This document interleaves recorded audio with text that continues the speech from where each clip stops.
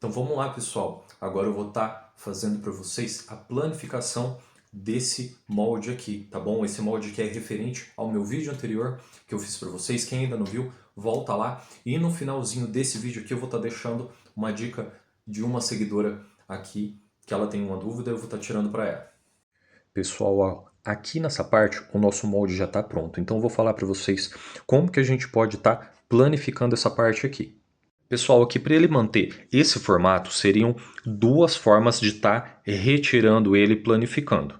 A primeira delas, pessoal, é você simplesmente fazer os recortes na parte côncava, que geralmente é a parte abaulada, que quando você vai passar para o papel, ela fica toda enrugada.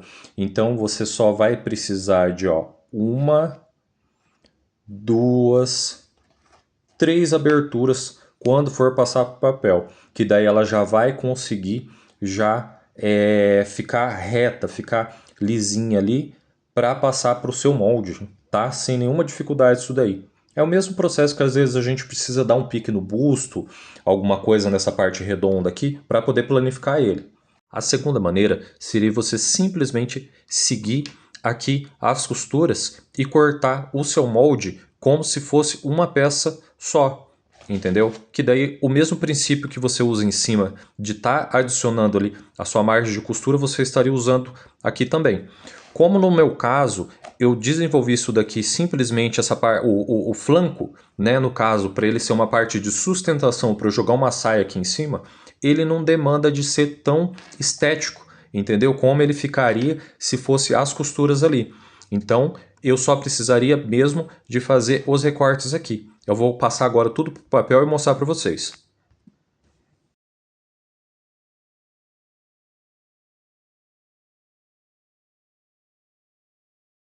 Ó, pessoal, já retirei o flanco do nosso molde, tá bom? E agora eu vou fazer esse daqui para vocês, tá? Vou dar mais ênfase nisso daqui, que essa é o foco principal do vídeo. Antes de você colocar, não esqueça de fazer uma marcação, tá? De onde é a frente, a parte de cima do seu molde, para você não se perder. Aqui o que você vai fazer, ó? Parte da costura do espartilho vai estar posicionando e esticando o papel, ó. Começa de cima, vem organizando, ó, a parte reta, ó, até no máximo que ela vai aceitando aqui a colagem, ó. Ó, tá vendo que a parte côncava, ó, já começa a não querer grudar no papel, tá? Ó, a parte reta já grudou. Então aqui, ó, super tranquilo. Então, o que a gente vai fazer? O recorte aqui para ele estar assentando no papel. Eu sempre gosto de preservar a parte que vai ser costurada, tá bom? Pra gente não se perder na questão lá na hora de fazer a junção no corpete, beleza? Então aqui, ó, sem segredo nenhum, eu faço esse primeiro corte aqui, que ele é quase que central. Ó, ele já começou a assentar no papel. Aqui, ó, nessa situação, nessa curva, não demandaria praticamente de mais cortes até o final. Daí o que eu faço? Eu faço só mais uma leve pence aqui e outra leve pence aqui. Não tem mais, ó, necessidade nenhuma de você estar enchendo o seu molde de um monte de corte. Você só precisa que ele se acomode no papel, tá bom? No final, ó, vocês viram que as pences acabaram até pequenas. A gente só achou uma posição legal para estar fazendo o recorte, entrando nela e o papel já se acomoda. Você costurando isso daqui depois, ele vai voltar exatamente na forma que a gente precisa que ele fique, beleza? Gente, sem segredo nenhum essa parte aqui, super tranquilo. E aqui, pessoal, só marcar a sua margem de costura, sem muita frescura. Acabou o processo. Gente, agora eu vou tirar com vocês a dúvida da seguidora Camila Carvalho, que eu acho que pode ser a dúvida de outras pessoas na hora de fazer a crepagem também. A dúvida dela era sobre como achar o meio exato do manequim.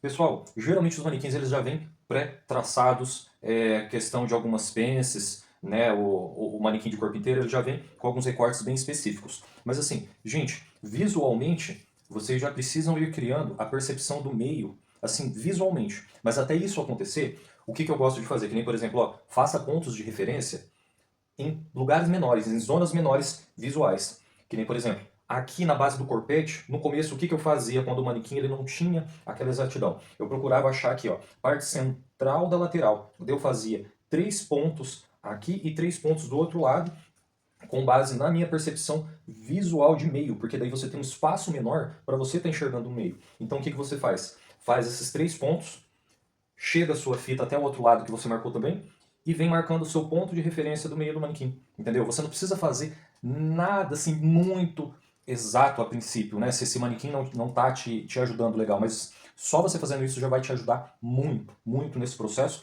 até você não ficar tão pré-condicionado, né, a outros fatores e conseguir jogar a fita em cima do manequim e já ter uma percepção de meio legal, uma percepção visual legal. Parece bobeira, mas esse termo que às vezes costureiros mais antigos usam, que é o olhômetro, ajuda muito na percepção visual na hora da criação. E você não fica pré-condicionado já aos cortes bases, aos recortes bases. Aí você consegue estar criando os seus, entendeu? Porque o básico que você precisa aprender é o quê? Recorte de busto, aqui recorte lateral e um recorte das costas. Os demais você consegue criando, você consegue ir adaptando para suas criações, beleza? Então, super tranquilo esse início e vai na paz que vai dar certo.